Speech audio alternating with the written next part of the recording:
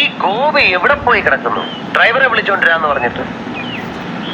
ഈ road roller ഇത് നമ്മൾ മുമ്പേ കണ്ടിട്ടുണ്ട്. ഇത് ചെറുത്ത് 4 മീറ്റർ വീതി, 10 മീറ്റർ നീളം. ഇമ്മാതിരി സാരി പണ്ട് നമ്മള് PWDയിൽ ഓട്ടിക്കൊണ്ട് നടന്നിട്ട്. നിങ്ങൾ അറിയില്ലേ താമരശ്ശേരി ചുരം? നമ്മള് താമരശ്ശേരി ചുരന്ന് ഒരിക്കൽ ആ ചുരം ഇറങ്ങുമ്പോ ഇതിന്റെ ബ്രേക്ക് അങ്ങോട്ട് പോയി. എന്നിട്ട് അപ്പുറപ്പുറം ഭയങ്കരമായ കുയ്യല്ലേ, കുയ്യി ഇറക്കല്ലേ. പണ്ടാരണങ്ങ ഇതുണ്ടോ, പിടിച്ചാലും അമർത്തിയാലും നിക്കണ്. കട്ടിക്ക് മണി വ്യത്യാസത്തിന് സ്റ്റെയറിംഗ് ഒന്ന് അങ്ങോട്ടോ ഒന്ന് ഇങ്ങോട്ടോ മാറിയാൽ മതി, നമ്മുടെ ഇഞ്ചിന് തവിട്. ഹലോ, ഹായ് മുത്തുമണീസ്, എന്നാ ഉണ്ട് വിശേഷം? എല്ലാവരും സുഖമായിട്ടിരിക്കുന്നു. എല്ലാവർക്കും നമസ്കാരം, അസ്സലാമു അലൈക്കും. ഒരുപാട് സന്തോഷമുണ്ട്. എൻ്റെ അച്ഛനും അമ്മയൊക്കെ ഒരുപാട് ഹാപ്പിയാണ്. കാരണം എനിക്ക് വരുന്ന കമൻസൊക്കെ നല്ല നല്ല കമൻസാണ്. അത് കാണുമ്പം എൻ്റെ ഫാമിലിക്ക് ഒരുപാട് സന്തോഷമാവുന്നുണ്ട്. എനിക്കും പേഴ്സണലി ഒരുപാട് സന്തോഷം. ഇപ്പോൾ നമ്മളിതാ ഇന്നൊരു ജോബിന് വന്നിരിക്കുകയാണ്. ജോബിന് വന്ന സമയത്ത് ഇവിടെ ഇതാ റോഡ് പണി നടന്നുകൊണ്ടിരിക്കുകയാണ്. ഇവിടെ എങ്ങും കടയില്ല. അപ്പം ഞാൻ കട തപ്പി ഇറങ്ങിയതാണ് എന്തെങ്കിലും ഒന്ന് കഴിക്കാൻ വേണ്ടിയിട്ട്. രാവിലെ ഒരു കേക്കും ഒരു ചായ കുടിച്ചിട്ട് ഇറങ്ങിയതാണ് ഞാൻ. അപ്പം വരുന്ന വിധത്തിൽ ഈ ഒരു റോഡ് റോളർ കണ്ടു. അപ്പോൾ ഇത് കണ്ടപ്പം നിങ്ങളൊന്ന് കാണിച്ചു തന്നു. ശരിക്കും എനിക്ക് കുട്ടിക്കാലത്ത് ആ ഒരു മെമ്മറിയിലൊക്കെ പോയി. കാലത്ത് കൈരളി TV വെള്ളാനകളുടെ നാട് എന്ന് പറയുന്ന മലയാള സിനിമ വരുമ്പോൾ എപ്പോഴും ഇതിങ്ങനെ കാണുമായിരുന്നു.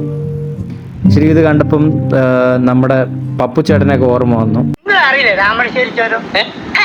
നമ്മള് താമരശ്ശേരി ചുരന്ന് ഒരിക്കൽ ആ ചുരം ഇറങ്ങുമ്പോ ഇതിന്റെ ബ്രേക്ക് അങ്ങോട്ട് പോയി. എന്നിട്ട് അപ്പുറപ്പുറം ഭയങ്കരമായ കുയ്യല്ലേ, കുയ്യി ഇറക്കല്ലേ. പണ്ടാരണങ്ങ ഇതുണ്ടോ, പിടിച്ചാലും അമർത്തിയാലും നിക്കണ്. കട്ടിക്ക് മണി വ്യത്യാസത്തിന് സ്റ്റെയറിംഗ് ഒന്ന് അങ്ങോട്ടോ ഒന്ന് ഇങ്ങോട്ടോ മാറിയാൽ മതി, നമ്മുടെ ഇഞ്ചിന് തവിട് വിട്ടില്ല. ഇൻഷാ അല്ലാഹ് പടച്ചോനെ നിങ്ങള് കാത്തോളി എന്നൊരൊറ്റ വിളിയാണ്. ഇഞ്ചിനെങ്ങനെ പറക്കാണ്. ഏത് നമ്മള് എയറോപ്ലെയിൻ വിട്ടേക്ക. താമരശ്ശേരി കോഴിക്കോട് 50 കിലോമീറ്റർ. ഇത് 5 മിനിറ്റ് കൊണ്ട്. ആ ചെറിയ സ്പാൻഡറിങ് എടുത്ത് ഇപ്പം ശരിയാക്കി തരാമെന്ന് പറയുന്ന ആ ഒരു ഡയലോഗ് ഓർമ്മ വന്നു. ശരിക്കും നിങ്ങൾക്കും ഇത് കാണുമ്പോൾ അതൊക്കെ ഓർമ്മ വരുന്നുണ്ടാവും. കാരണം അതേ ഒരു അറ്റ്മോസ്ഫിയർ തന്നെയാണ് ഇപ്പോൾ ഇവിടെ.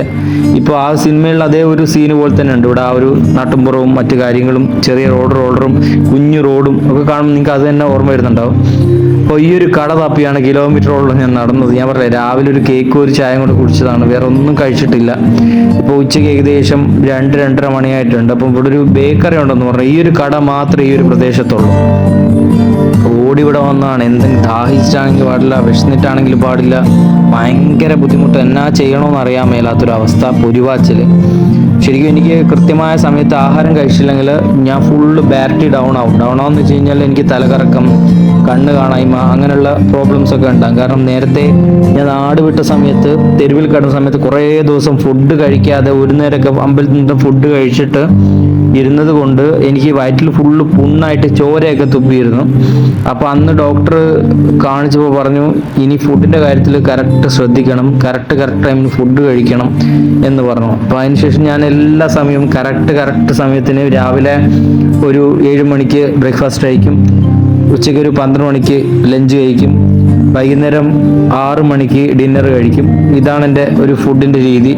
അപ്പോൾ ഇതങ്ങോട്ടും ഇങ്ങോട്ടും മാറുമ്പം എനിക്ക് ഭയങ്കര ശാരീരിക അസ്വസ്ഥതയും ബുദ്ധിമുട്ടുമായിരിക്കും. അപ്പോൾ ഇന്ന് ഒത്തിരി മാറി. എനിക്ക് തല കറങ്ങിയിട്ട് നിൽക്കാൻ വയ്യ, തല വെട്ടിപ്പൊളിക്കുന്ന പോലെ വേദനയായിരുന്നു. പിന്നെ കുറച്ച് കഴിഞ്ഞപ്പോൾ ഫ്രണ്ടിനും ഒരു താഴത്തൊരു വർക്ക് ഉണ്ടായിരുന്നു.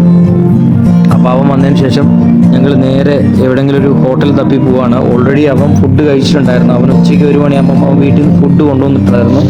എനിക്കിന്ന് വീട്ടിൽ നിന്ന് ഫുഡ് കൊണ്ടുവരാൻ പറ്റിയില്ല. അതുകൊണ്ട് ഞാൻ വീട്ടിൽ ഏതെങ്കിലും കടയിൽ കയറി കഴിക്കാമെന്ന് ഓർത്തു. അതാണ് ഇങ്ങനെ പോകുന്നത്. പക്ഷേ നമ്മൾ വിചാരിച്ച പോലെ ഈ പ്രദേശത്തെങ്ങും ഒരു കട പോലും, ഒരു ഹോട്ടൽ പോലും ഇല്ല. പിന്നെ ഞാൻ വിചാരിച്ച് ഏതെങ്കിലും വീട്ടിൽ കയറിയിട്ട് ഇച്ചിരി ചോറ് തരുമെന്ന് ചോദിച്ചാലും അത്രമാത്രം വിശന്ന് കുടൽ കരഞ്ഞിട്ടുണ്ടായിരുന്നു. ഭയങ്കര ബുദ്ധിമുട്ട്, കണ്ണ് കാണാൻ വയ്യ, ഭയങ്കര തലവേദന, ഒരു രക്ഷയുണ്ടായിരുന്നില്ല. പിന്നെയും നമ്മൾ കുറേ ദൂരത്ത് പോയി നോക്കി. അവിടെ എവിടെയും എങ്ങും കടയില്ല. ഇനി കട വരണ്ടെങ്കിൽ ഓമല്ലൂർ ചെല്ലണം. ഓമല്ലൂർ എത്തിക്കഴിഞ്ഞാലേ കടയുള്ളൂ. അതിനുശേഷം നമ്മൾ 1-2 ഹോട്ടലൊക്കെ കയറിയിട്ടുണ്ടായിരുന്നു. പക്ഷേ സമയം ഒത്തിരി ലേറ്റ് ആയതുകൊണ്ട് അവിടെ ഫുഡൊന്നും കിട്ടിയില്ല. പിന്നെ നമ്മൾ ഓമല്ലൂർ എത്തി. ഏകദേശം 3 മണിയായിട്ടുണ്ടായിരുന്നു. പക്ഷേ ദൈവഭാഗ്യത്തിന്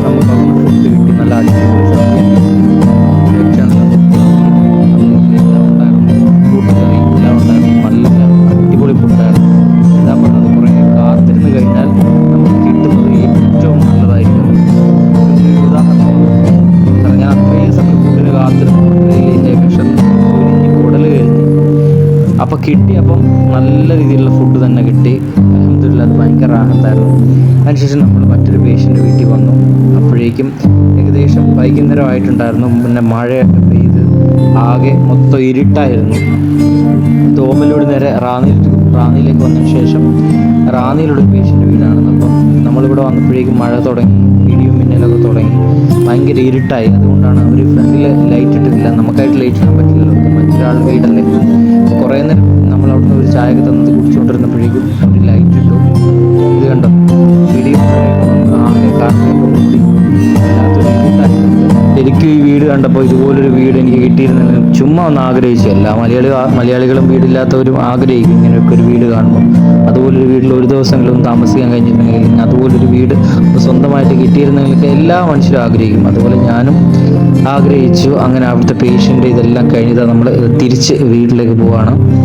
അപ്പോൾ ഒരുപാട് മുത്തുമണികൾ യൂട്യൂബ് ചാനൽ കാണുന്നുണ്ടെന്നറിയാം, ഒരുപാട് സപ്പോർട്ട് ചെയ്യുന്നുണ്ടെന്നറിയാം. അതിനിടയ്ക്ക് മറ്റൊരു കാര്യം, അമ്മയ്ക്കും അച്ഛനുള്ള ഒരുപാട് നല്ല നല്ല കമൻസ് വന്നപ്പോൾ അത് കണ്ടപ്പോൾ ഒരുപാട് സന്തോഷം അവർക്കായി. കാരണം നമ്മൾ മക്കൾ കാരണം അവർ സന്തോഷിക്കുമ്പോൾ നമുക്കും ഒരു സന്തോഷം, അവർക്കും ഒരു സന്തോഷം. അപ്പോൾ എനിക്കത് അവർ ആ ഒരു കമൻ്റൊക്കെ എടുത്ത് എന്നോട് സംസാരിച്ചപ്പോൾ എനിക്ക് ഒരുപാട് സന്തോഷമായി. കാരണം എന്നെ ദത്തെടുക്കുന്ന സമയത്ത് ഞാൻ എങ്ങനെയുള്ള ചെറുക്കനാണെന്ന് നോക്കാതെ എന്നെ ചേർത്ത് പിടിച്ച് ദത്തെടുത്ത് ഇന്ന് വരെ എൻ്റെ ജീവൻ നിലനിർത്തി, എൻ്റെ എല്ലാ അസുഖത്തിലും എല്ലാ പ്രശ്നത്തിലും എൻ്റെ കൂടെ നിന്ന് എൻ്റെ അച്ഛനമ്മ മാത്രമാണ്. അപ്പോൾ അവർ ഞാൻ കാരണം സന്തോഷിക്കുക എന്ന് പറയുന്നത് എനിക്ക് വലിയ കാര്യമാണ്. അപ്പം ആ കമൻ്റ് ഇട്ട എല്ലാവർക്കും താങ്ക് യു സോ മച്ച്. അപ്പോൾ അടുത്ത വീഡിയോ കാണുന്ന എല്ലാവർക്കും love you, tata, bye. Subscribe ചെയ്തിട്ട് സബ്സ്ക്രൈബ് ചെയ്ത് ലൈക്ക് ചെയ്ത് ഓൾ ബെൽ ബട്ടൺ എനേബിൾ ചെയ്ത് സപ്പോർട്ട് ചെയ്യുക. അടുത്ത വീഡിയോ കാണുന്നവരെ ലവ് യു, ടാറ്റാ, ബൈ.